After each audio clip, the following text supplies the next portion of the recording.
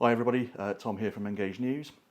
I am delighted to still be at Bachmann Europe's headquarters and still talking to Richard Proudman, who's their rail brand manager. This is the second of two videos that we're filming today. The first one is available on both the Bachmann YouTube channel and on the Engage News YouTube channel. And we're having a look at the two new models that are being announced at the International Engage show in Leamington. We've got the POT van and the D600 warship. So if you want to find out more about those, go and have a look at that video. There'll be photos and more information about those models in there. And if you're visiting the show, make sure you pop along to the Bachmann stand and have a look at them in person. And they're two very welcome additions to the Engage ranges. And we think you'll be impressed by them. So go along, have a look, see what you think. The second video is slightly different, a little bit more relaxed. Going to have a chat with Richard about all things Engage, about Richard's modelling and what his interests are. So we'll start with there and ask, how did you get into this, Richard? What led to this point? I was very lucky to grow up in a village called Brothley on the Great Central Railway, the preserved Great Central Railway. So I've known trains my whole life. Right.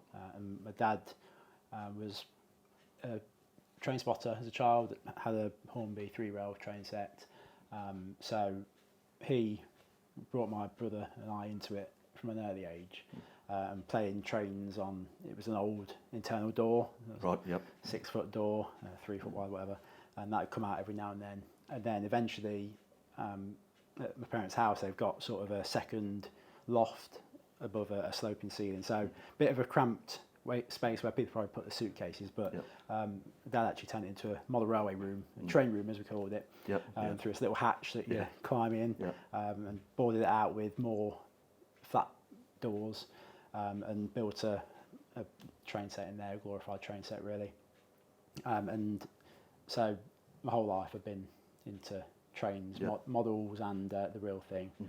And then my dad in the loft had this old sort of army case or something akin to that, full of his Hornby 3-rail from when he was a kid. And he also had some Minitrix Engage, from about the 70s I'd say. Which when I found that, I was like, oh my God, what's this? This is different. I didn't really know much about Engage at the time because I was probably going to model shops when Graham Farish was kind of on the demise a little bit in terms of its availability. So there would be a Graham Farish cabinet, but there'd be half a dozen items in it. And really it was 00 that was predominant at the time, that I was sort of taking an interest for myself rather than Dad saying, right, you're having a X, Y or Z for this birthday, this is your present, because I didn't know class 47 from a 37 at the time. But I saw this Engage, like, oh wow, so I started playing with that, which I'm not sure if he was too happy about that. Can't imagine I would be if my little lad found my Engage stash. But anyway, built this sort of small Engage layout in the train room. We siphoned a bit of the space off. And I remember going to the Worley show at the NEC, mum and dad and my brother, and I would say it was around 2002. Graham Farish, Bachmann bought Graham Farish in 2000, and the first models were coming out. I remember buying a pannier tank, I think from the Bachmann stand, but it was just new out from Bachmann using the old Farish tooling, as I now know. But very happy with that, and I started building up a collection of Engage models and built a layout which I took to a couple of shows, but then I guess got disenfranchised with it because the level of detail and fidelity was nothing compared to 00. Well, I think you in a way I think you came into it at that point, because with the new chassis that started coming out after the move to China and the production. My first Engage loco was an original Poole Merchant Navy, which had 2-speed settings, stop and go, and it was a step change back then with the new chassis coming out because the running was much improved. And they actually almost became viable models Yeah. for shunting with and things like that. So Yeah, I don't think I was put off so much by the performance. It was just the sort of fidelity to the prototype. Yeah. One thing that really annoyed me was the lack of front cup fins on things Right. like Halls and any Yes, yeah, bogey yeah. steam, because predominantly my interest is in steam, or that sort of steam diesel transition period. What you'd see on the Great Central today, kind of thing, Yes, I yeah, guess yeah. is a fair way of putting it. So a green 37, yeah, have a bit of that, but Yep. a modern class 50 probably a bit out of my interest. Yeah. So a Hall, I built this layout, end-to-end layout, because I wanted the operational interest. There's no cup fins No on. couplings, yeah. Well, how's this work? So I ended up putting a turntable through a sort of hidden hole in the back seat, and it was all a bit mackled together, but I enjoyed it, I'm sure. Yeah. But that was enough for me to say, right, I'm going to do 00. Right. Car was taking more of an interest in the fidelity of things and the accuracy, and to an extent the features and operation. So I got rid of all the Engage and built a 00 layout. Worked out in my bedroom I could fit this, and and sure I was hammering track pins late at night a few times, and amazing didn't get shouted at. Yeah. Yeah. So I built this 00 layout, and that was finished, and started taking that to some shows, and it must have been about 2008. So noticed that Graham Farish was, oh wow, look, Jubilee. Well, that's pretty nice. And Stania coaches. I remember getting some Stania coaches for my birthday. I think that'd be about 2008. And from then started collecting, I guess is the fairest way of putting it. Yeah. At this point I was part of the Model Railway Club, and we started building a layout there. There was already an Engage layout at the club. I remember taking some stuff. Bought a new V2 when we've got the V2 original one, here, yeah. but back in 2004 when that was announced. Oh wow, yeah. I remember it running off the end of this layout, and it's my new model. But amazingly, it sort of It still stayed works, intact, and so testament to the robustness of these models. Yep. But yeah, by that point, the rest of the end scale was kind of put me off a bit. Right. I'd gone 00, but then relatively soon saw, well, start collecting some of this once we got the Jubilees and then Royal Scots and things. And so we're building this layout at the club. So I was kind of collecting stock to run that as well. And then that would be the early 2010s. So built up quite a collection of stuff and started building my own layout with a sort of Great Central theme, funnily enough. Yep. Not based on a certain station, but inspired by, and sort of all the bits that I like about certain Great Central stations put into one design. So the island platform. And Yeah, that sort of thing. exactly. You've got a set of scene craft buildings, of course. Yeah. And that's currently in my mum and dad's garage. Right. Has been for at least a decade. Amazing, it's still there. I mean, my dad's a bit of a hoarder. They've not evicted you yet, yeah. He's just put stuff around it, and I hoarded around it, and so I won't be able to get to it, but it's still there with trap laid, and I think it was wired, but I never got any further than that, really. I had various plans in my head, but never enacted them. I started here in 2013, and that kind of ruined my hobby, I have to be honest, because I get my fix at work now. Yeah, there is that risk, isn't there, when you turn your hobby into your job, it takes the enjoyment out of the hobby aspect of it, because you're surrounded by this all day, every day, and the last thing you want to do when you go home is probably sit down and go, oh, more trained. Yeah, exactly. But I mean, yesterday I was at Great Central riding behind Tornado that I've had, so the railway aspect is still very much present, but the modelling till 2 in the morning like I used to do is sort of gone a long time ago. Yeah. But that's as much as the job as getting a house and starting a family and renovating the house and things. So it's not just Bachmann's fault that I've sort of not had the time for the hobby. Life does overtake things. Yeah, doesn't it? so I sort of stopped going to the Model Railway Club due to time constraints, really. But still keep in touch with those people and enjoy going to exhibitions. And now you are the face of Bachmann to more or less everybody, I think. Obviously you've got a team there, but through the British Railway announcement videos and your presence on the stand there, I think most people probably associate you and Bachmann as you being the face of that. Yeah, it came about by force really with COVID, because we obviously started this new British Railway announcements policy in February 2020. We did a in-person event with our retailers and our club members, and the idea was to go around every quarter and show our retailers and our club members in a certain area, here's and the announcements, come and see them for yourself. Yep. There was never a plan to do a video like we do.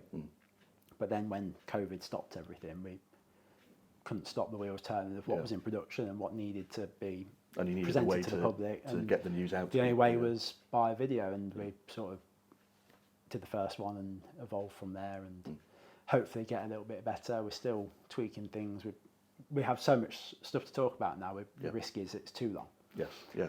So for the last one, the autumn one, we kind of stripped things back and just went product, and then launching things like the D600 and the POT outside of that 3-month sequence gives us a chance to give them full attention. Yep, absolutely. And put them in the spotlight themselves, but not then having to spend 10-15 minutes in the quarterly video. Yep. So, and I think it helps with, one of the things that was often mentioned at the start of the quarterly announcements was that we sort of flipped from famine to feast almost, and we'd gone from having long periods of waiting for models to appear.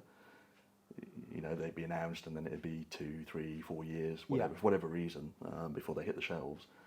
We almost went the completely opposite way to here's the model and you can go and buy it next week, which people then don't have chance to budget and stuff like that. So I think I think you've hit a good balance now with revealing EPs at a certain stage and then the full details further on. So the key point of the British Railway announcements is always to tell people what it is, how much they cost, and when they can buy it, because that's what people want to know. Yep. Having a picture of the real Class 90 saying we're making this is neither use nor ornament, really. No. So being in a position where you can say this is what you are buying, that's what it will look like, that's the livery details, everything like that. So we'd always really, in an ideal world, want to have the livery samples so that we can show them in the British Railway announcements. This is pretty much exactly what you're going to buy in 9 months' time or whatever it might be.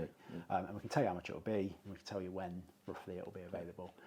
So that was always the point of the new approach. And with this slight change, we still can do that. And like I say, give individual projects more of an exposure. I mean, at the start of the year, we had the MS Twins and the Dancehall Break Bands, 2 brand new toolings for Graham Farish. Never been done in M before.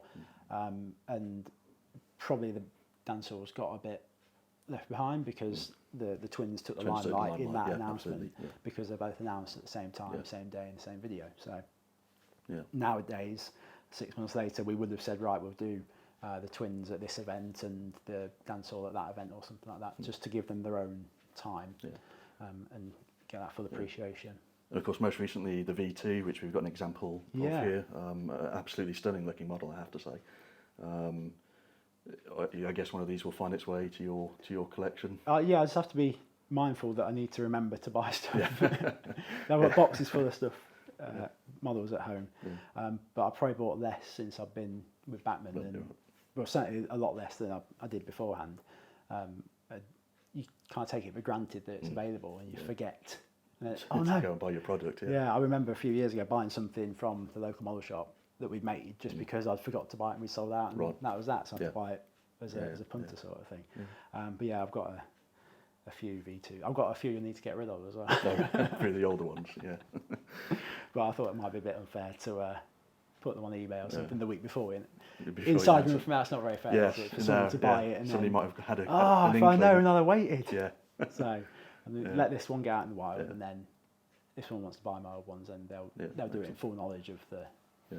Well, it's interesting from my point of view and the viewers to know that you are an engaged modeller, because I think a lot of the time, certainly with the larger companies who don't always have a presence on the forums and things like that, you don't appreciate what the people behind the company actually model and what their interests are. So it's nice to know that you are an engaged modeller.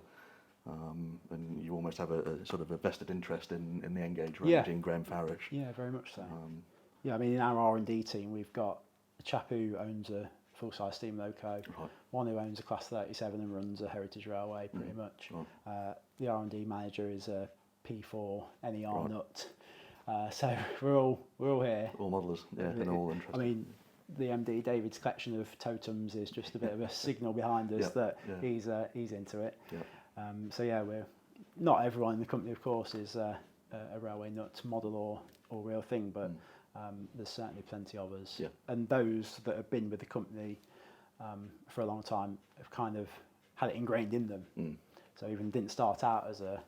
I guess over time you just naturally sort of become interested in what the company's producing, and it sort of seeps its way in. Certainly the R&D team, because they are so at hand with the product and rail history, because they are researching the prototype and noticing differences in typeface and nuances like that. And everyone thought that was fact, but actually we know from these sources that that's actually the case. So they get drawn in like that.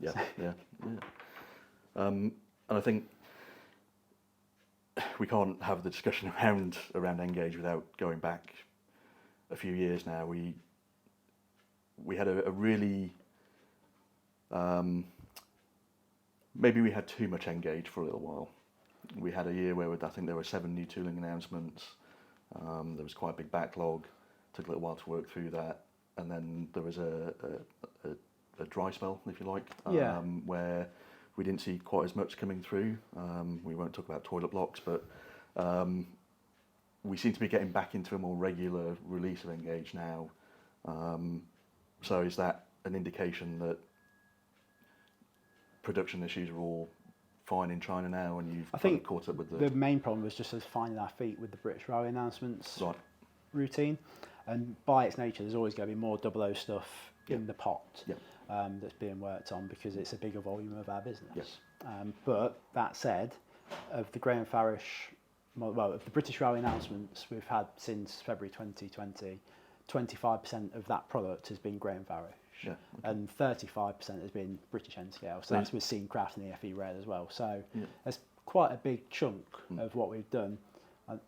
We've obviously done a lot of 009 recently, and now you see people, they've given up on us because they're doing NG7. What about us 009 folk? Well, you have to be proportionate. Yeah, absolutely. And there has been in 009 a new loco for 2 or 3 years on the trot, and maybe there's become a bit of complacency amongst our customers and consumers to expect that will happen every year, and it's just the way it's fallen, really. And in terms of, you mentioned about 25% of the announcements now Engage. Is that reflective of the sort of proportion of Engage versus 00 gauge? Is Engage catching up on 00 gauge? Is it the same level? Do you see any change in? Engage hasn't sort of boomed. Right. I think is the fair. And disappointingly from our point of view, I think, if we're being frank, because we invested so much in so many new models, that the bill's certainly gone into many millions of pounds spent on Graham Farish tooling.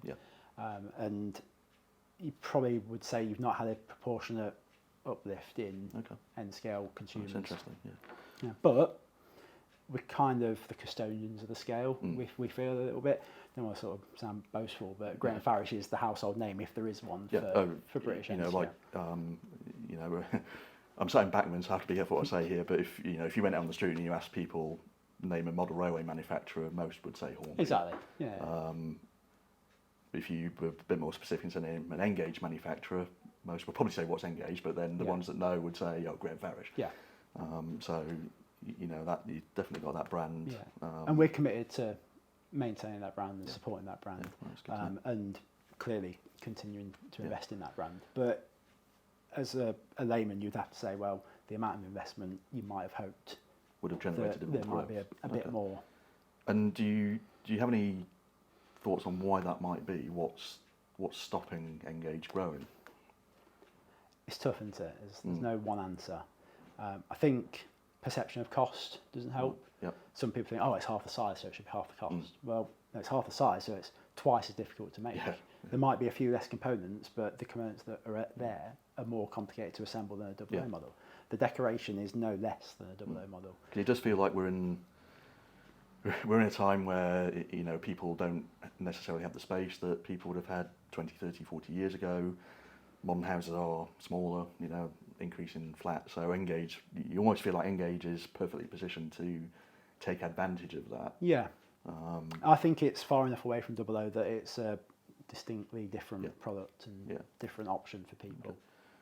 And with the introduction of TT, TT120. Do you think that will have an impact on Engage, or do you think it will take more from 00, or will it just find its place as a new scale alongside the I think it's probably the latter. It's hard to say, and I don't think you'd know for another 5 years or so until there's really an ecosystem of products and people can have time to invest in it if they want to.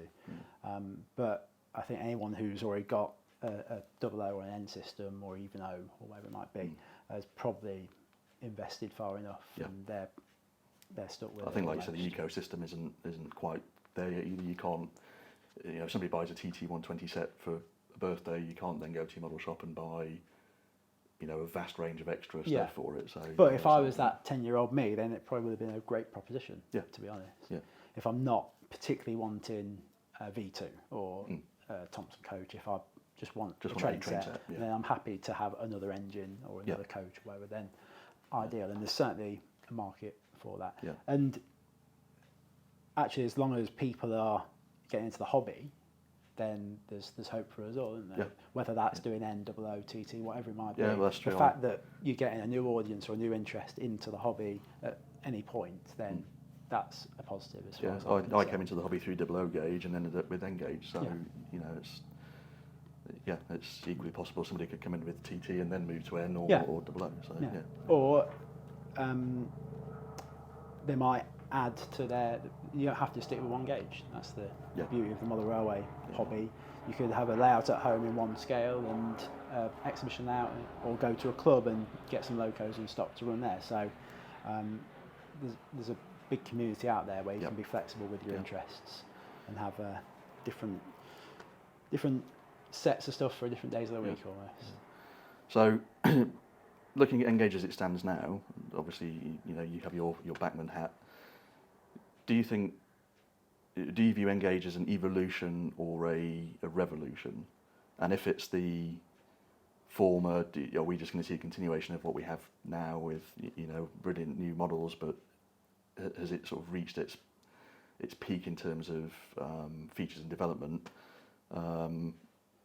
Or is there going to be a big bang moment where something new comes along and we leap forwards again, do you think? I think it's more evolution, the way I see it. I mean, what we're doing is always a step above what we did before, and there's innovations that we're bringing to all the scales. So things like automatic uncouplers is something we'll certainly want to bring to N scale. Motorised pantographs might be a step too far, something like that. You might get operating fans, but again, a few years ago, motorised pantographs in 00 would have been seen as a step too far. So, but if you look at the grille on the top of a Class 37, in N it's so fine mesh you probably wouldn't see a moving fan beneath. So there's certain features that just wouldn't really scale by their nature. So we'll always look to innovate and add more features. We obviously introduced sound fitted to our end products, and now we're designing everything to have sound, and we're upgrading items in the current range. Are you seeing sound as a growing sector of Engage? I think it's stabilising now. There's wider availability. Right. When we were just doing one model with sound, then that was what everyone wanted. Like, I want a sound steam engine, so everyone bought the 8F with sound or the Castle we did. But now that choice is there for most products that we make.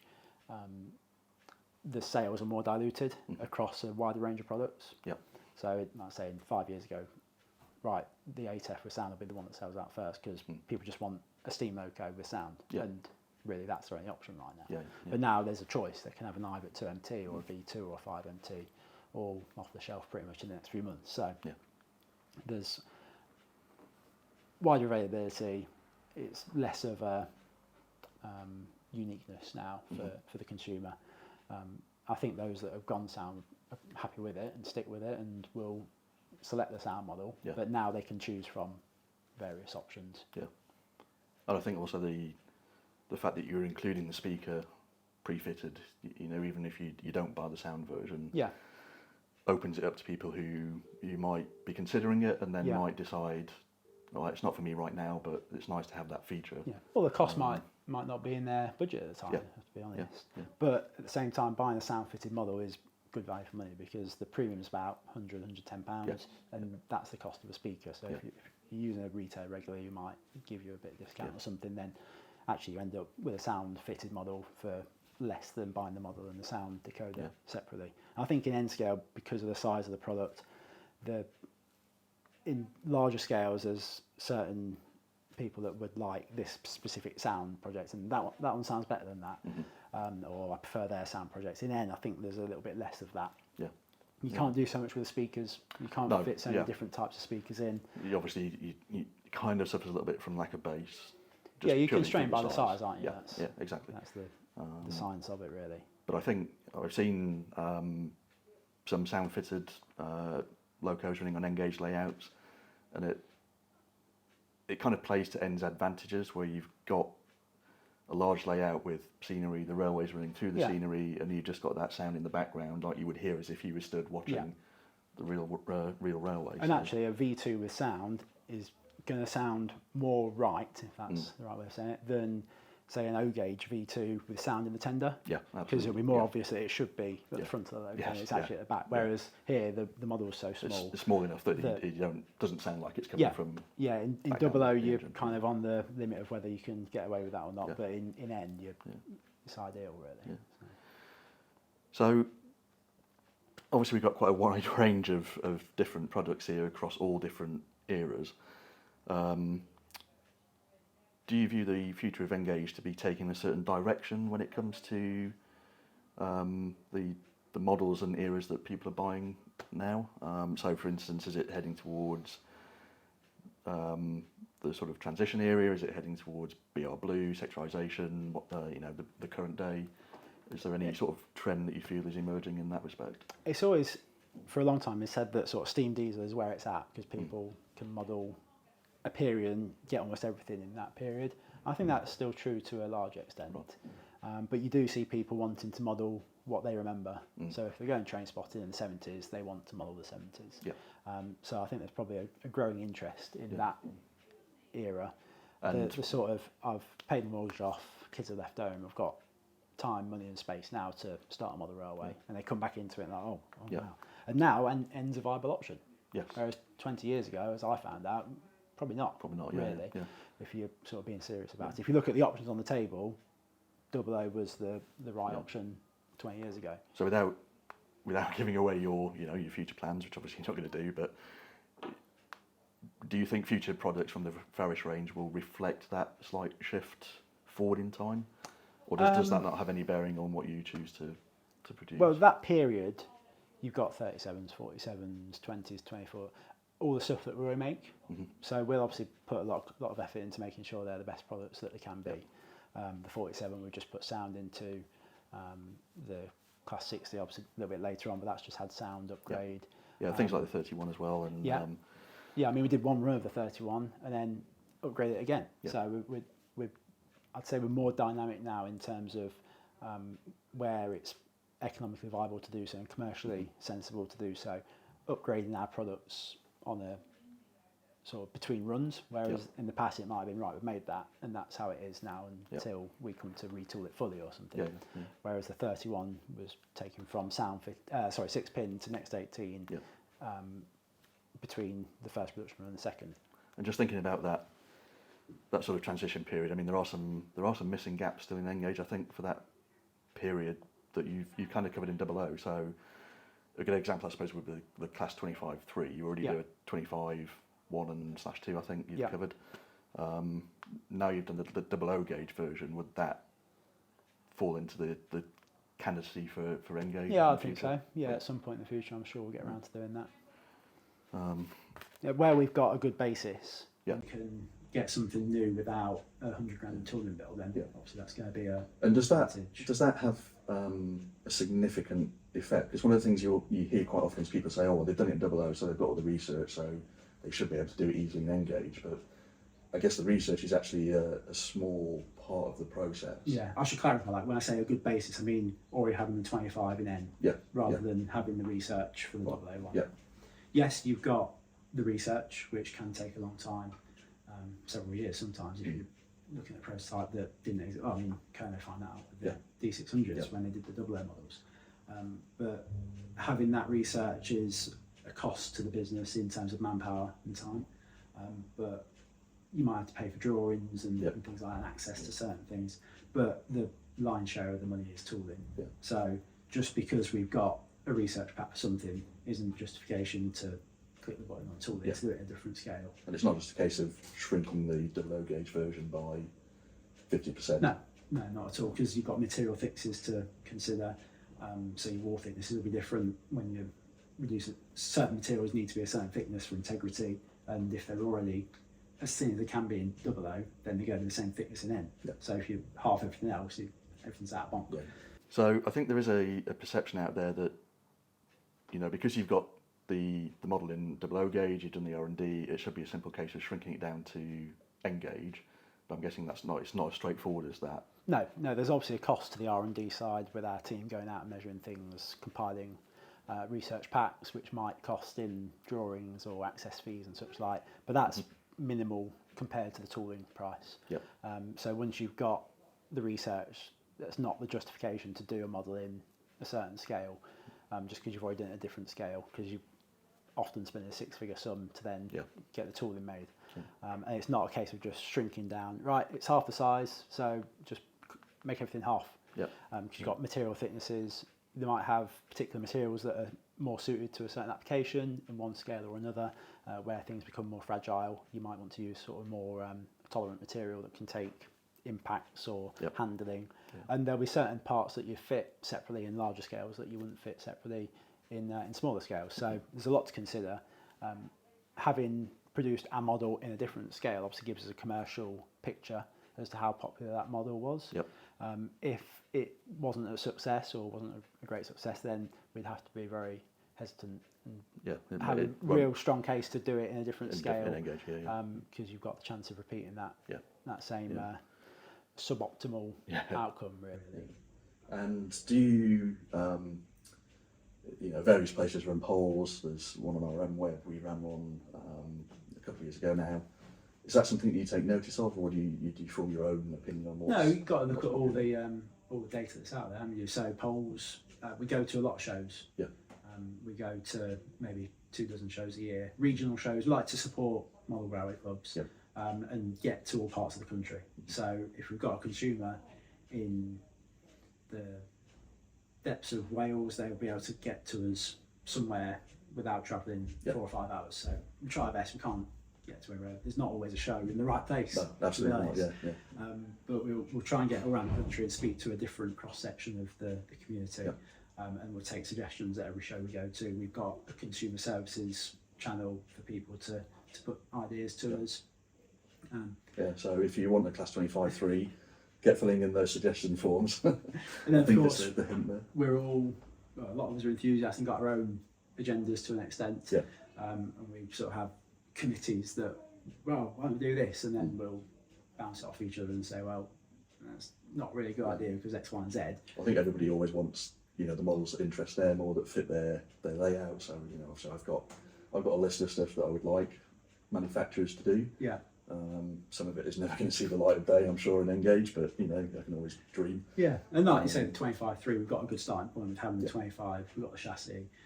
We've obviously got all the research. We've got CAD for an Engage Class 25 locomotive, and that can be adapted therefore to do something like that. So take the Class 450 for example. If we didn't already have the 350, it's probably unlikely we would have talked that. Certainly not today. But having the 350 as a basis and then doing the separate vehicle for the lack of pantograph, it makes it commercially viable. And it would have been a shame because that's it's a great model and it's a great use of the existing tooling. I suppose with minimal, I don't say effort, effort's the wrong word, but with minimal input to get to the Class 450. I spent far too much time on those in my life, but I have bought one just because I don't have a layout for one, but I've travelled on them and it sits on the shelf looking very pretty. So, and we've done the 350s as well. We've done the 354, which again we have to do different tooling for because it's got a separate. It's got an extra toilet, I think it is. So one of the windows isn't there. So it's all right saying, oh well, they've had that tooling for 10 years and it should be easy to do that in delivery. It's not always the case. There's either. And do you find, is it becoming increasingly difficult to to replicate some of the modern liveries, because the Transpennine livery, I mean, I think you've done a great job on it. But, you know, Revolution had done a similar thing with the Mark V stock, and they sort of approached it from a slightly different angle, but the end result is two stunning looking models. How challenging is it when you see some of these schemes? Would you look at something and go, oh, we're never going to be able to do that?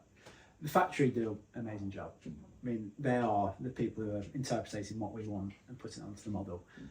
So for our team here, it's a case of putting that artwork onto a document that the factory can work with and reproduce. So you'd probably get a different answer if you ask the factory. But actually, with the modern liveries, if you can have dialogue with the operating companies or the fleet companies, then getting the artwork is easier for something that exists today than for something from 20 years ago, for example, from a defunct company. And do you generally find that the train operating companies and the train owners, are they understanding? Are they? I think to the large extent they are, and they like to see their trains in model form.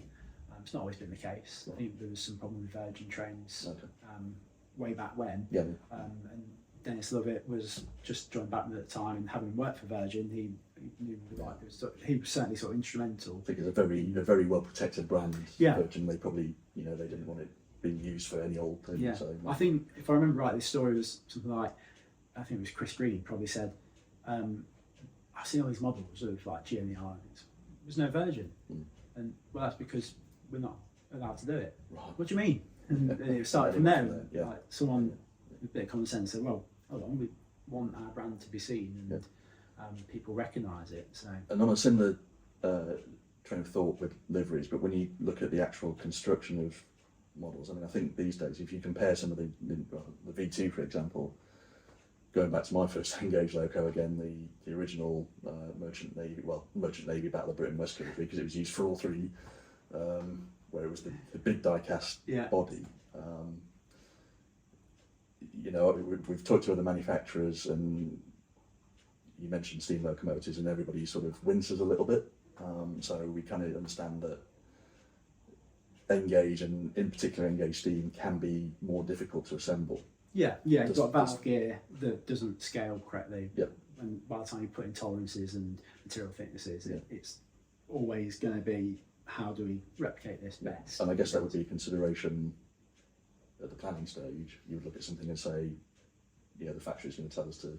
I mean, we're lucky that Cadre have made so many steam locos, and then they're still obviously making American models, making for our Lilliput brand in Europe, all in the same scale or near enough for US models. So they've got a lot of knowledge and expertise in that. So I think it has to take something very unique and odd for us to look at it and think, well, okay, they can't manage that, because clearly they can make a wonderful representation of valve gear in N scales, no doubt about that. But I'm sure they'd rather make a Bobo diesel or something. If we said to them, look, these are the options, then.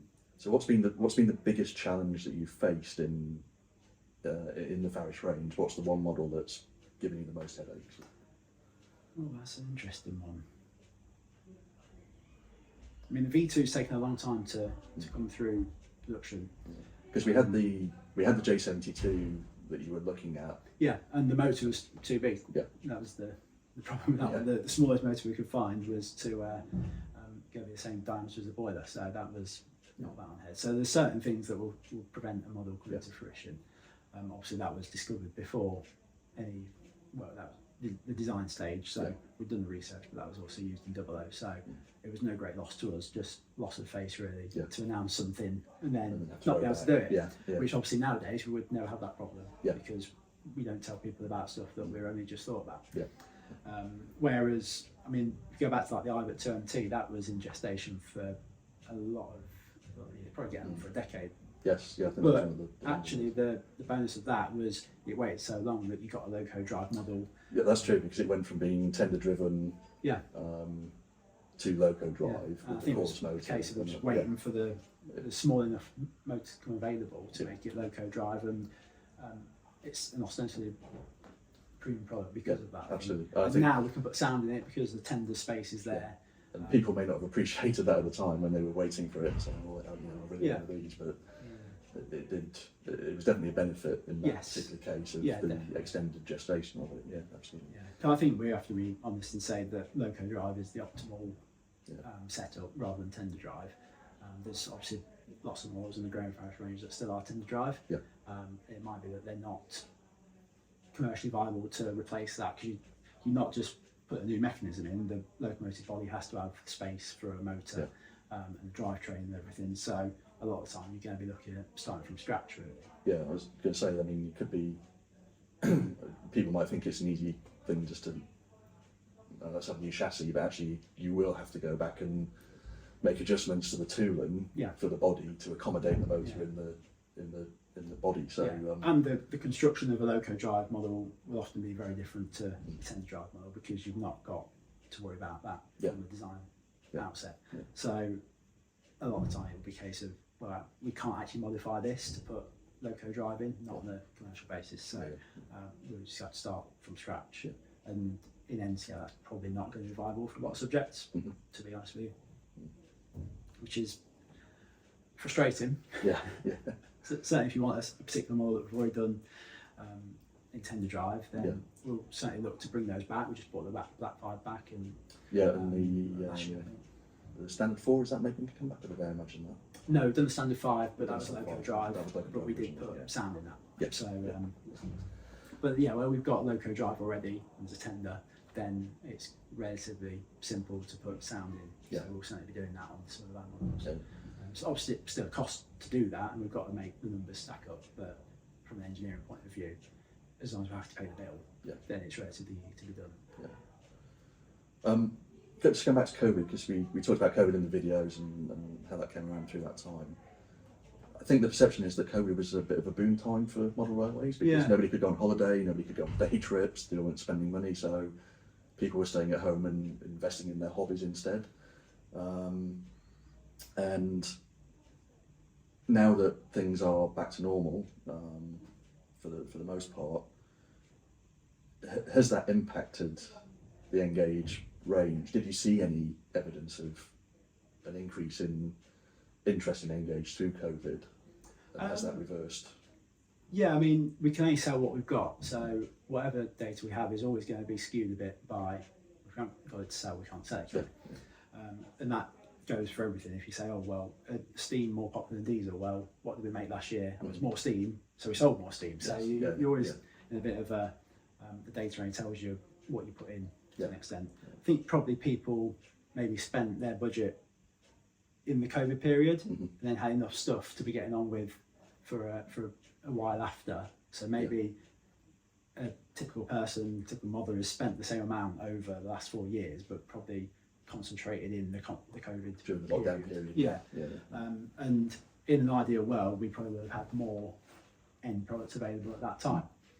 But as we said earlier, probably finding our feet with the quarterly announcements and planning for that fully, you're never going to be able to react to demand in sort of 3-6 months. So what we've bought out in the last 18 months would have been nice to have 2 years previously.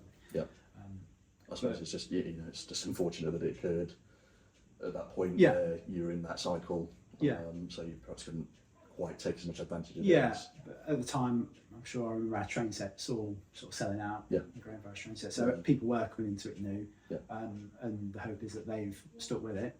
So those that might have spent their budget sooner than they would normally are kind of replaced by people who are new to the hobby and decide to stick with it, even though they can go on holiday again. In terms of sort of overall sales, Bachmann's overall sales across the company have not gone down. Our sales are still heading in the right direction generally. COVID was interesting. Track, we never sold so much track. Oh really? Right. Right, that's interesting. So if you could bring about one landmark change in Engage, what would that be? Funny enough, probably track. Track, Yeah, a good track. I mean, I use Pico track all day. We produce a very small range of Engage track ourselves to enable us to do train sets, really. we used to use Pico Track, and then thought, well, we might as well Yeah. tool up our own. But that is literally just limited to what you need for a train set. Pico do a wide range, Yeah. but fidelity to prototype is maybe not in parallel with the models that Yeah. are in them now. I think certainly, with my current layout, I looked at Pico and I really wanted something a bit finer. I wanted that fidelity, like Yeah. you said. And at the time, I ended up going to the 2 mil scale association, the 2 mil fine scale association, and using their Easy Track system. Yeah. Because all of your modern stock will run quite happily on the Easy Track. Yeah. It's just the problem of the point. Now, I sat down and I built my own point work Yeah. in the end, using their components but widened out to accept 10 gauge stock. But a lot of people won't want to go to that length. Yeah. And understandably so. It's very difficult for Pico and like ourselves, because you're catering for so many different levels of interest and Yeah. levels of skill and ability, really. And standards, I suppose, because Yeah. I think wheels have got finer. I think most manufacturers now are producing them to the RP25 standard. Yeah. There are some slight variations occasionally, I think it's fair to say. But do you think there is a market then in Engage for a finer looking track system? Yeah, we'd like to see it, Right. certainly. It's just how that would work commercially. Yeah. Everything comes down. As much as I would love to see a great central director in Engage, it all comes down to commercial Yeah. viability.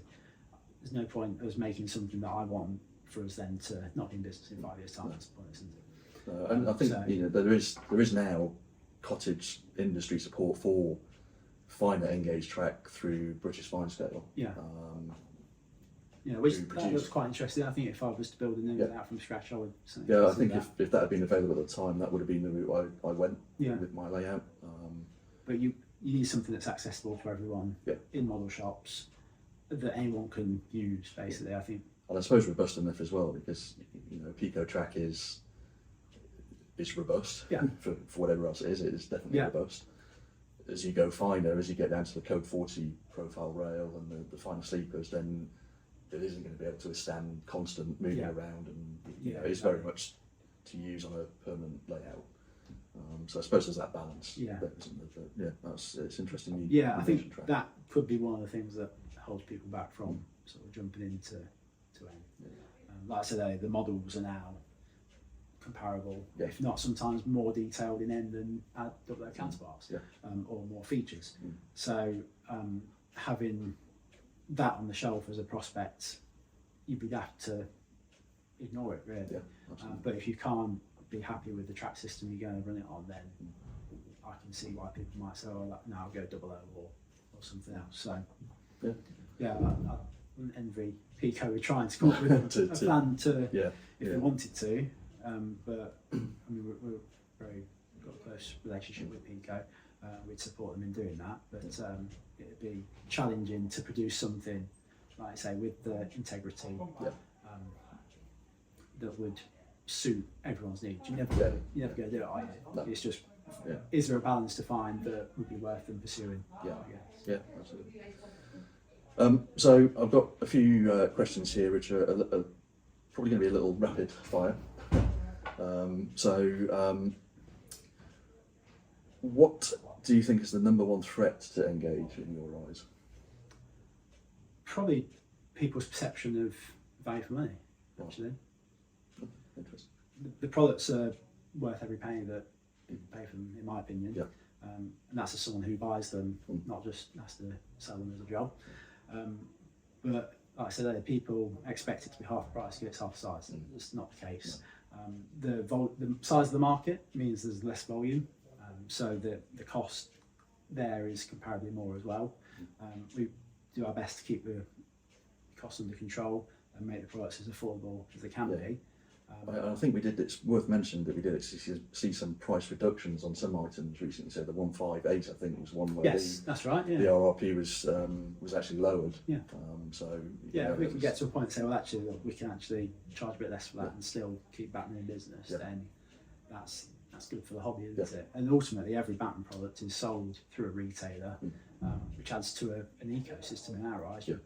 Supporting a retailer who might take a stand at a show or might take an advert in a magazine, and that means that show can continue or that magazine can continue. If we just sold direct and make our stuff cheaper, which would be the result, then there'd be no railway industry, would there? I don't think.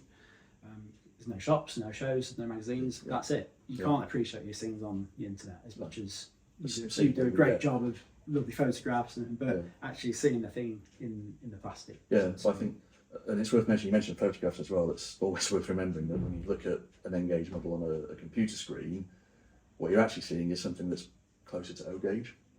So, the fact that the models stand up so well these days to that sort of scrutiny, I think is testament to your design team and the research team and everybody involved in the production, that the models do still look excellent when they're blown up to and if you want to start, then we do train sets.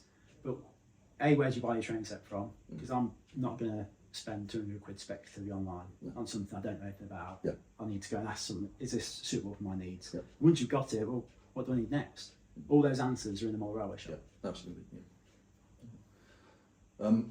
What is the number one opportunity for UK Engage in your eyes?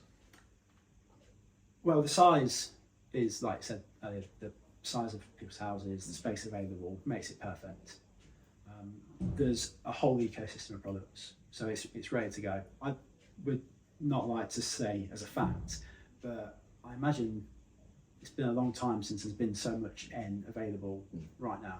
I think so. I think we're in boom time again. I think we had that boom a few years ago, then we sort of went through the fallow patch, and certainly now, the amount of output that's coming from you guys, Revolution have come onto the scene. They're very quickly putting out a lot of Engage product. I mean, we've got train sets, so we've got a starting point.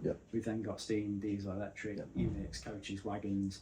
At the minute, we've got more than 700 items, different end scale items in our warehouse, in stock. Right. Across Farish, Scencraft and the FE Rail. So there's certainly a choice. And we've got more things to come, like the V2s. This year we've had 6 new tooling announcements for N, of which at least 4 will be delivered in the calendar year. Possibly the 2 that we've announced today will get there as well. If not, they'll be early next year. So there's so much choice and so many options. You're never going to suit everyone who's modelled in 1953 on this branch line on 1st of December. You've got to be honest with ourselves, and that would be the same in double O or anything.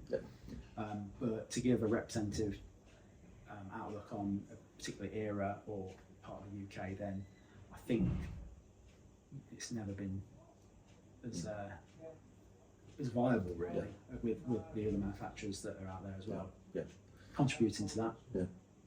And what do you think is the number one strength to Engage in the UK? Well, it's kind of the same answer, I guess. Similar question, I suppose. I mean, the Bachmann support of that range, which, like I said, sort of people have questioned a few years ago, but I think it's clear that there's no need to question that. We've got those retailers across the UK and further afield. They're supported by our sales team. We do a complementary range of products, so Woodman Scenics, Pico do the track, and a robust system it is. So it's all there. You walk into any model shop and there should be a viable proposition from the Engage market for them, for a new person or someone who's already in the hobby to another extent, to say, Engage is for me. You can go into the shop and you can see there's an ecosystem to support and actually, your future direction. Aside from the products, you've got the Engage Society, who do a very good job of promoting Engage. I always find it interesting that there are, like yourself, to be honest, people who make a point of just focusing on Engage in terms of media and sort of press coverage. We've had Graham Hedges, who did his lovely little magazines and bookazines. The Howard Foy, was it Engage Now? Yes, I think so. I think he's just sort of stopped doing that for health reasons, I believe. But it kind of amazes me that for a a smaller part of the market in terms of the overall model railway market, that people sort of feel that they need to do these sort of concentrated and engage efforts. Yeah. But it's probably a little bit of a failing of the mainstream press, if we're honest. That maybe they don't give it the attention that it deserves. Yeah. And maybe that's why we've not sort of seen the boom of sales from our input into it. Certainly, Engage News came about during COVID, lockdown, and there was an idea that had been sort of mulling around at the back of your head like these things do, but I did feel that there wasn't anywhere that was solely focusing on Engage that was widely available to people. So the whole idea was to do this thing to partly to show as well. There was a lot of talk on the forums at the time that Engage, there's no new products coming through, Engage is dying, it's back not interested anymore, and it was to counter that, saying, well, actually there is a thriving Engage market. Thank you for your efforts there. Yeah, so I think we sat in front of a range of models here, all of which are I think I'm right in saying all of which are in the last 2 years. Yeah, all released in the last probably last 12 months. Yeah, actually. So it was to counter that perception that Engage was almost a dying scale, which it's not in any way, shape. Yeah, and that's certainly a strength of the scale, that you've got people like yourself who are committed to pushing it. And in fairness to the mainstream media, if there's not, they thrive on layouts and publishing lovely photographic layouts, and if they can't access those layouts, which may be the case, then they don't really have much choice, do they? You have to there is perhaps a train of thought that in order to promote the scale, you need to see Engage layouts out at exhibitions. Yeah, and the Engage show is perfect. Exactly. That event, I remember going when it was in its early days, and the V2 was announced there by Graham Farish, 2004, it was, with a layout from the Worley Club, and ever since then I've sort of been most years, and it's a great community of Engage models. Absolutely. Yeah, it's very firmly in the calendar, and I can't be there on Saturday this year, but I will be there on Sunday. So I'll be on Saturday, but not Sunday. We'll miss each other. Good we've had our chat today. But yeah, so the community is probably the biggest strength. Yeah, I think so, definitely. And the last question from that was, what do you feel is the number one weakness to Engage? And again, maybe it's what we've just discussed about the promotion of the scale. Yeah, I think the range, well, as big as the range is, it's still not as broad as Double O or under the scale, which is just by nature of the demand and the size of the market. I think to jump in, but I think for a little while I felt that one of the weaknesses was there was no sort of joined up thinking in the rolling stock that was being released. So you could get, say if you wanted to model the East Coast Main Line, for example, you could get the locomotive, but you might not be able to get the coaching stock for it. And I think that situation is reversed slightly. So steam, for example, you've got the Thompson coaches now. Likewise for Great Western, you've got the Hawksworths. Yeah.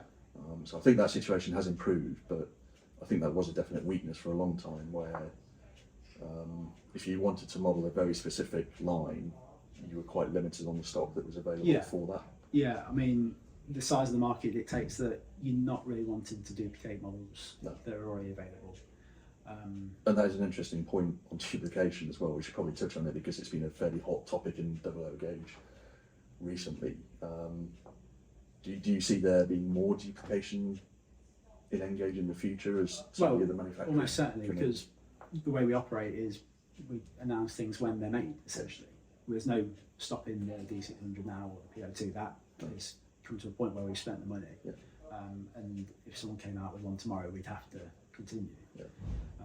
And because we work in that manner and we're confident in the product we make being the best it can be, then we that's the only, you can only control what you can control. Yeah, Right? exactly. We can't control what someone else might say they're going to make. So we just have to concentrate on what we're doing, make sure we do the best job of it. Do you feel there's enough, the Engage market is big enough to support duplication of certain types? Probably. So things like the Class 66, for example. Yeah, well, we'll soon see, won't we?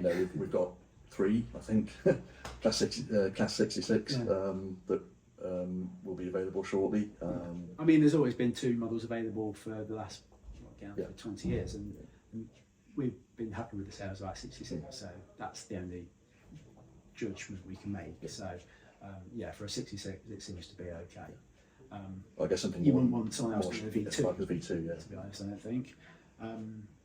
So there we've got the Class 90. Do we go and make more Mark III coaches, or do we make new tool Mark III coaches, because the Class 90 will pull them? Probably not the best idea. Who knows? Never say never.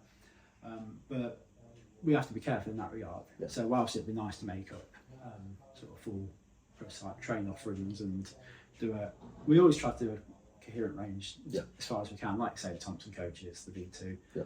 We did the C class, we've got the SECR brake van. A lot of it does stem from what we do in Double O, and the nature of the Double O market might mean we do a broader range of things in Double O and then just bring certain things down to N. Obviously the famous quote, whether it was actually said or not, I'm not sure, Graham would say, oh well, of course everything we do in Double O we'll do in N. Which, to be frank, once you spent 100 grand on tooling something Double O and it doesn't fly off the shelves, any sane person is not going to spend the money twice probably and not do an N version. Especially if in Double O there's maybe complementary products that aren't there in N, even less so. I think that you mentioned the C class and you did the birdcage stuff at the same time. And I think for a long time that's what was missing. You would see a locomotive produced, but then you wouldn't see any items of suitable stock produced for it to pull. So the other sort of challenge to ourselves is, do we do complementary stock at the same time? Because then someone's got to spend £500 to make a train.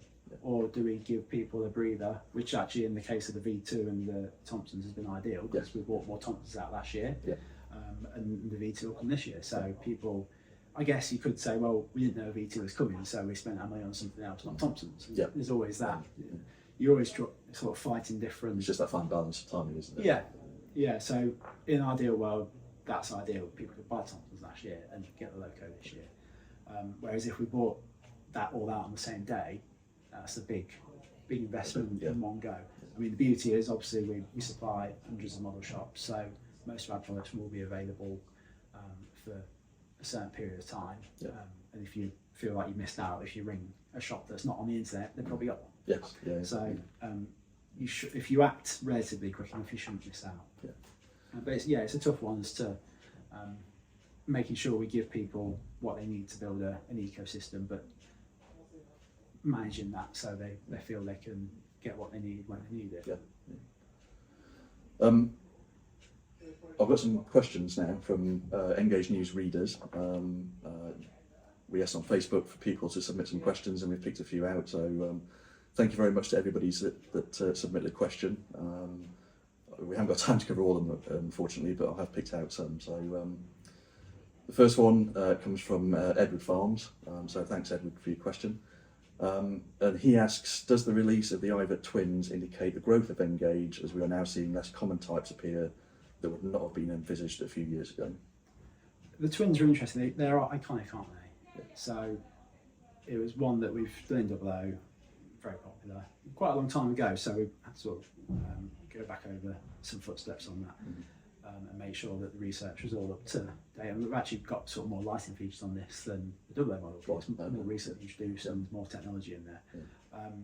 So I wouldn't say it's an indicator. I think what we spoke about kind of gives a bigger picture of N scale as a whole from Bachmann's point of view.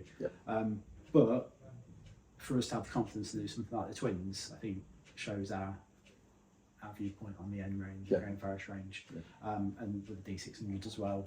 We've spent a significant amount of money on tooling the twins and the D600s. And if we didn't think Engage was a long-term thing for that, you wouldn't be spending money on locomotives like those. Exactly. So don't read too much into it, but clearly we're... So maybe not signifying huge growth in the Engage market, but it does indicate a commitment from Bachmann's part. I think the end consumer often likes stuff that stands out.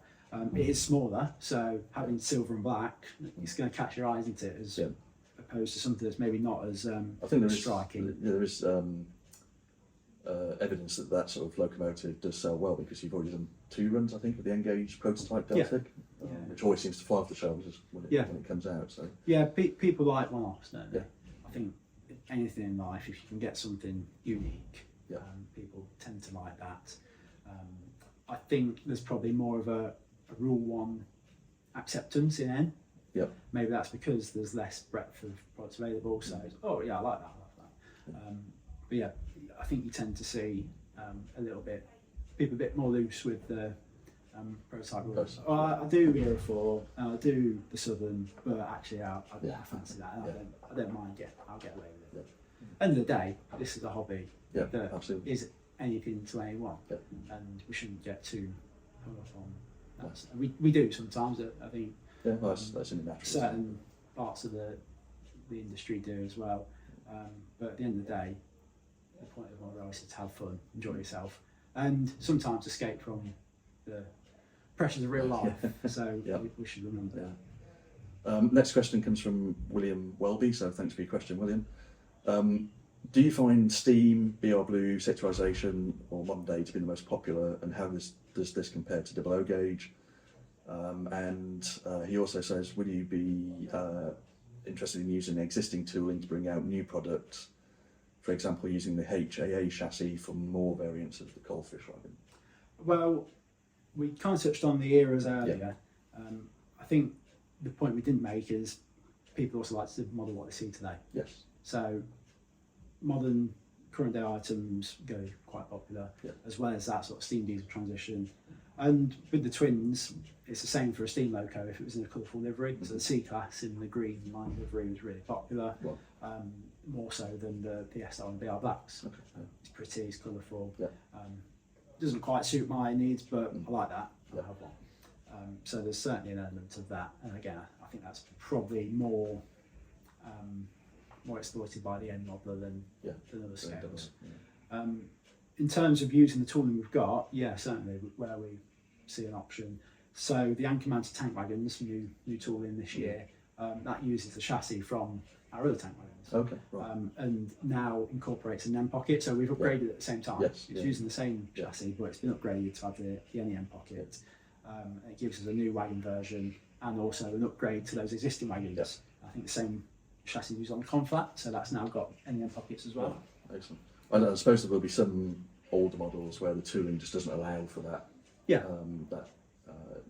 Second use, if you like. It will depend on the architecture of the tooling structure.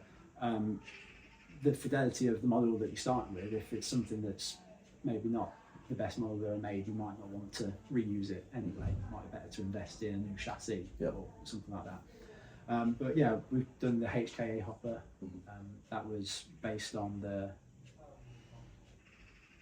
larger HYA or something like that, is it? Okay. Yeah, but there's I shouldn't say this, but all the big hopper wagons look the same to me. There's certainly instances where we've already used some existing tooling or elements of it. I suppose things like bogies as well. If you've got the bogie for the some tender locos, you might reuse the tender or elements of. So we don't want to spend money on tooling we don't need to. Yeah, absolutely.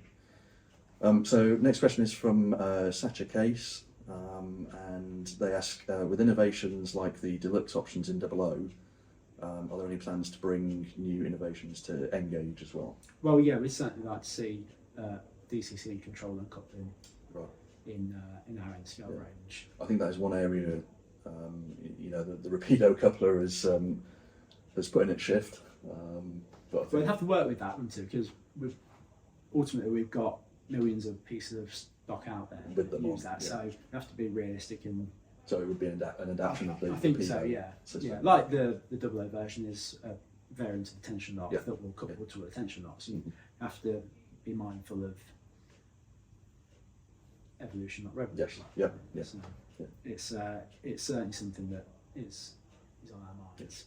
Well, like I said earlier, the working fans probably not, because you wouldn't actually see them through. The case in point is where you use etch components and where you use molded plastic components. Some people think, oh well, it's metal, it must be better. That's not always the case. You can sometimes get finer engraving in plastic.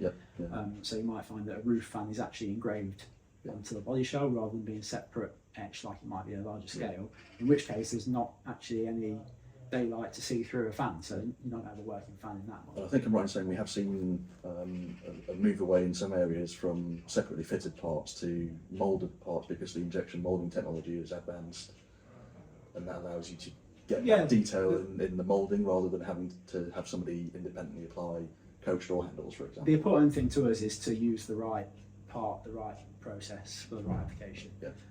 If you said, here's a blank check, go and make me the best Engage coach ever, that would by default use a lot of moulded parts because that is the best way to represent a small detail in a small scale. Yeah. It's not a case of, well, they're cutting corners here by moulding that one. Well, imagine how fine that piece would have to be, and you pick it up and you squashed it. Exactly. You've got to be realistic with the integrity of the parts and how these products are going to be used.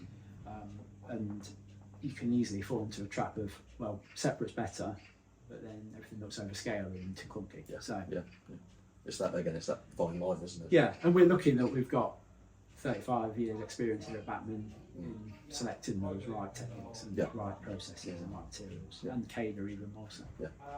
We might suggest something, oh, why would you do that? And they'll put us right. We realise if you do that, this, good point, we'll do it this way. Next question comes from Stephen GB, and he asks, which projects are the most exciting or interesting to work on? I don't work on projects, so I don't want to sort of sound like I'm making it up, because I would be. But I think in the past, something like the blue Proudman was very exciting for the engineer here who worked on it, because actually nothing existed, and they had to start from scratch and research from scratch. Which would have been the same with the 10,001 when that was initially researched. Because it's all very easy going out and measuring something that is there still in existence in full size form, or 3D scanning it if you so wish. But actually if you like the research stage, then something like the blue Ballman, where it got as far as not being able to determine whether it was red seats here and blue seats there, and that level of detail that individual was committed to getting right, that would be certainly more pleasing as an end result than something where you just come down to the local railway and got your tape measure out. Starting from scratch on something that doesn't exist is I suppose a whole different... An interesting topic that you can really get stuck into is it's going to be something that's perhaps a bit more interesting. That's it. I've got to work out the entire detail of this 6-car train, and oh my god, what an amazing train it was. Anyway, you're creating something iconic, and doing it the hard way. So Alan Foraker asks, what are the criteria for a model to be considered? Are there models that have been considered and then rejected? So I think we touched on this a little bit. We have, like I say, suggestions from our consumers, from our retailers as well. They might have suggestions or ideas. We look at what we already make and what we can make to complement that. We'll look at what we do in 00. That's been a great success, but we should consider that then. That's not done very well, maybe we'll stay clear of that. And then we do have regular meetings as a team with the R&D guys, myself, David, the MD, and other interested parties where we sort of debate these ideas or have our own thoughts. We've got it, like class 25 example. We should really do a 25-3 now. We've got 25-1 and 2, where we can evolve from there. And I guess you've got a roadmap over several years ahead of what you're going to be. We've got a big list of stuff that we've researched, others that we want to research, and then it's a case of getting quotes from the factory and working out whether that is viable at all, or if it's viable for our plans in 3 years or whatever it might be. Everything takes several years to get to fruition from the point of completing the research, you've got to look quite a long way ahead.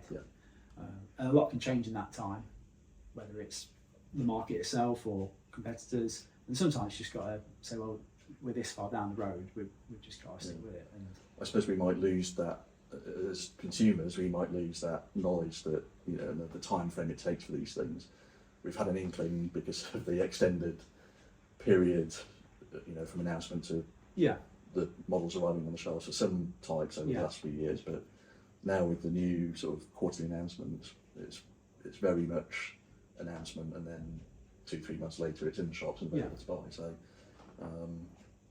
in a way that might skew people's perspective of just how quickly these things are produced. Yes, yeah, that is something we need to manage, and giving the longer time frames, so give time for interest to build up and sometimes orders to build up as well. So we've got to make sure we pick the right prototypes to be commercially viable and successful.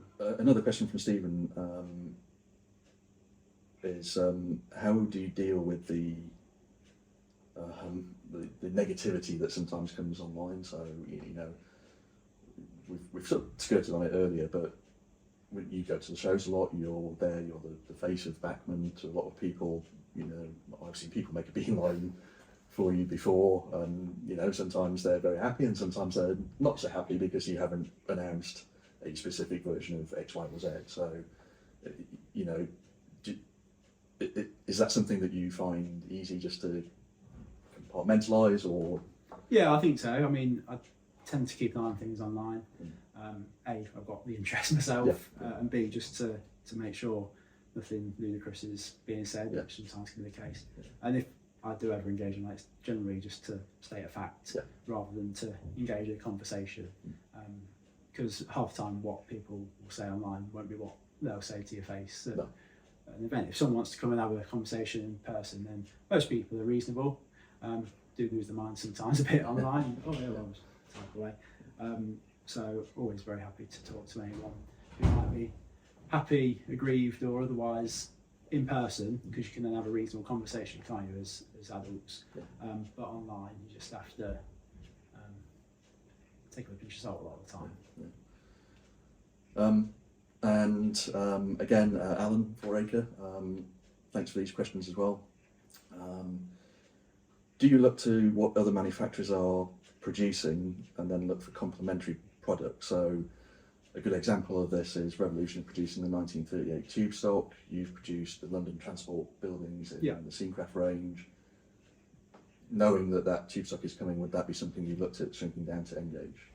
It's probably something we've not thought about that much, but it'd be sensible to do so. I mean, Scenecraft, the beauty of Scenecraft is there's no big upfront cost like there is with tooling a locomotive.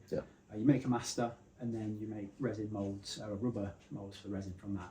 And the moulds are relatively short life, so you make quite a few moulds for the same product to do a whole production run. So actually there's no massive upfront cost. So if we can see an opportunity for a Scenecraft product, then we'd certainly look at them. We'll look at doing another tube station. We've done a low relief from the ground station, we've done the Art Deco things, but we'll certainly see if we think there's demand there.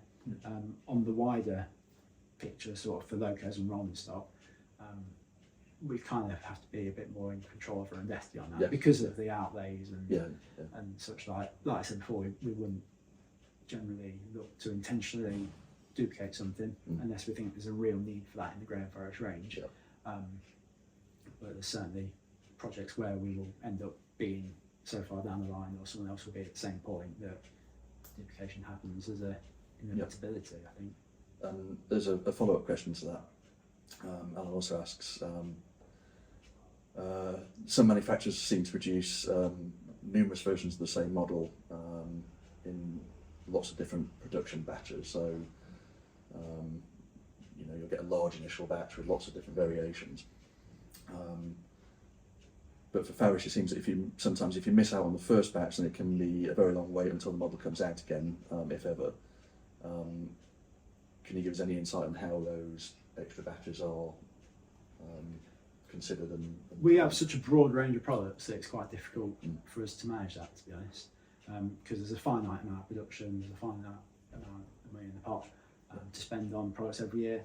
And if you take the V2, for example, we've done 2 in LNR, BR Black, and 2 in Lake Crest. That's 5 different models plus the one for locomotion as well.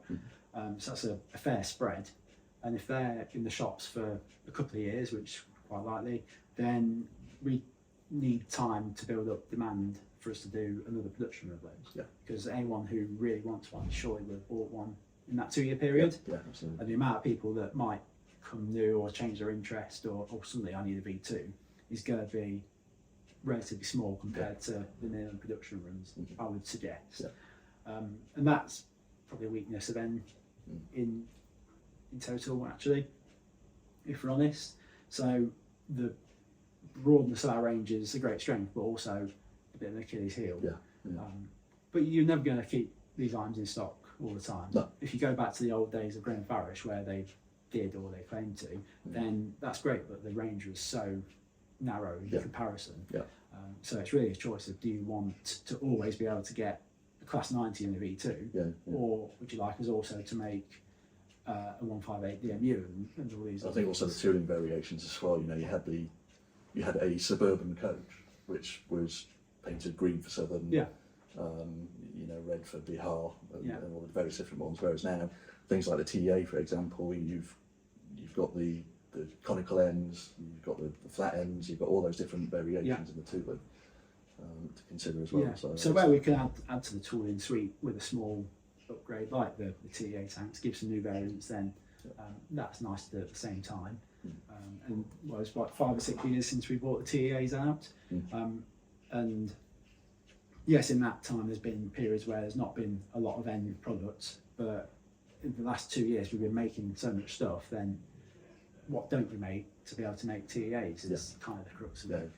Now we've got Mark 1 coaches, Thompsons, we've had Bullies in the last few years, and the LMS period 3 coaches. You've got the Hawksworth, so we've got at the minute coaching stock either available or in the near past for all the big 4 and BR, the Mark 2Fs as well. So you never go please everyone. No. Someone said, "Oh, they've not done any Mark 1s for a while. We just don't know the Mark. Oh, I've not done any Mark 2s for a while." You know, so you're always chasing your tail in a way. There was another question that I haven't written down, so apologies to whoever asked this question. But is there a particular method for you deciding on the initial liveries you're going to produce? Because sometimes you do see slightly less mainstream ones come out first. I think we've certainly expanded on the spread of liveries that we offer now on first runs, whereas in the past it would almost by default be 3 different versions of something. Right, in the C class we'll have SR green, SECR green, SR black, and BR black. Now we will do more like the Class 90. I think we had 5 or 6 liveries on that from launch, whereas maybe 5 years ago we'd done 3. So we are doing a wider spread. We do try to pick a spread of eras and spread, like for the Class 90 spread of different operation use. So you've got passenger locos and freight locos, but very difficult when the real thing's more so many liveries. I think Class 90 is more up to sort of 30 different. There's a lot of liveries on that particular class, so choosing.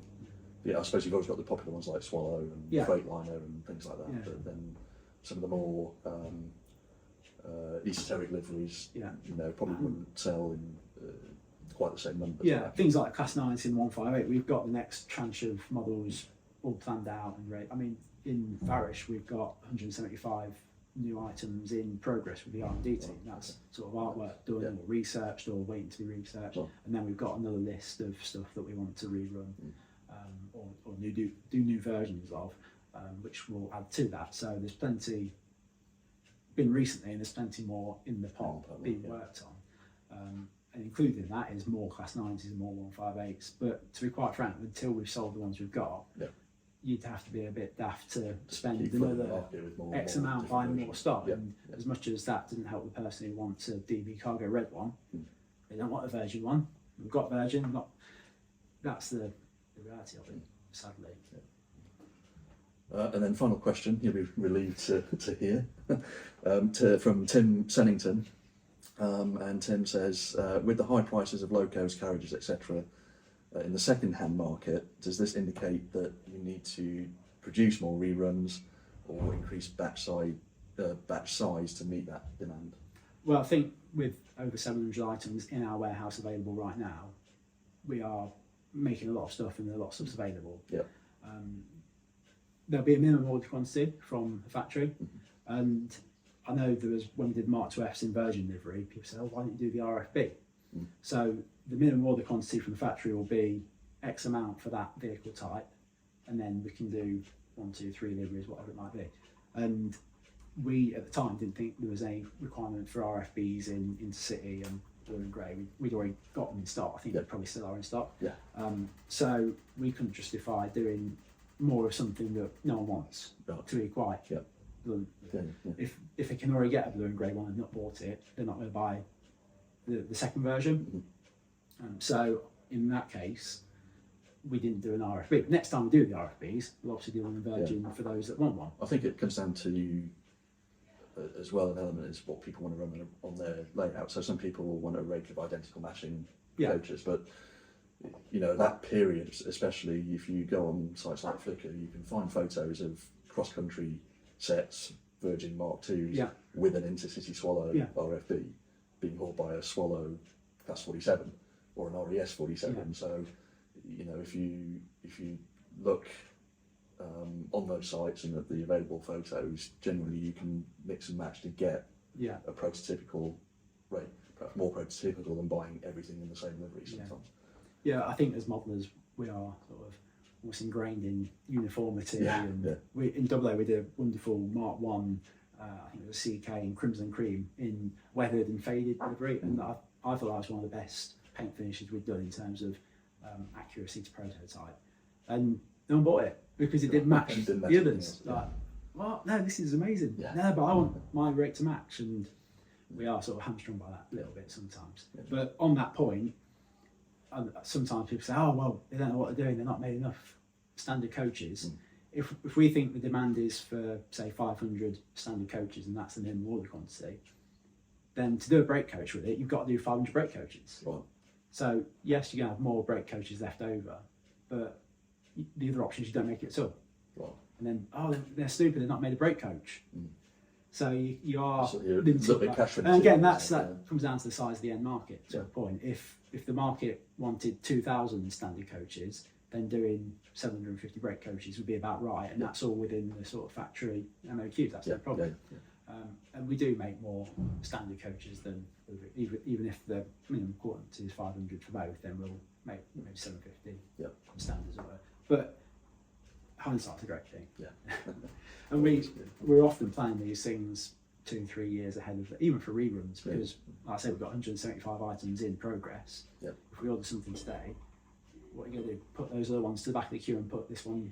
If you're not careful, you're sort of chasing your own tail too much. I suppose one of the issues with certainly the modern railway scene, you know what's happening today is operators come and go at a fairly rapid pace sometimes. So I think we saw with the Transpennine Express Class 350, your models arrived after those units had left service. So that was frustrating. You know, you wouldn't know that when at the point you decided to do that model, that a few months down the line they would be gone.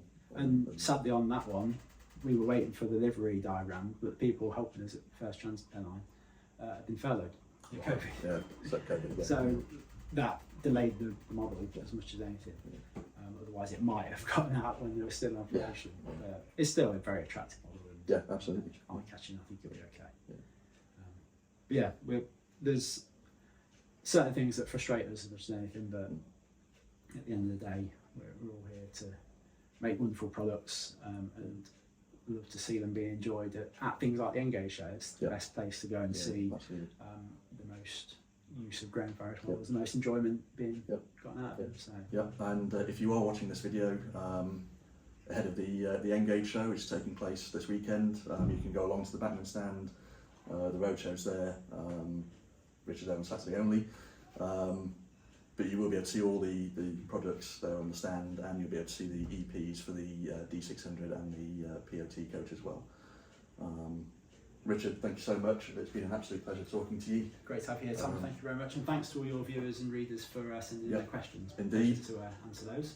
Thanks to everybody who submitted one via Facebook. And remember, you can follow us on Facebook, Instagram, X, whatever your chosen social media medium is these days. And don't forget to check out engagenews.com for all the latest Engage news. And subscribe to the YouTube channel. And subscribe to the YouTube Yours channel. And ours. And Bachmann, exactly. For all news. Thanks so much, everybody, and we'll see you on the next video.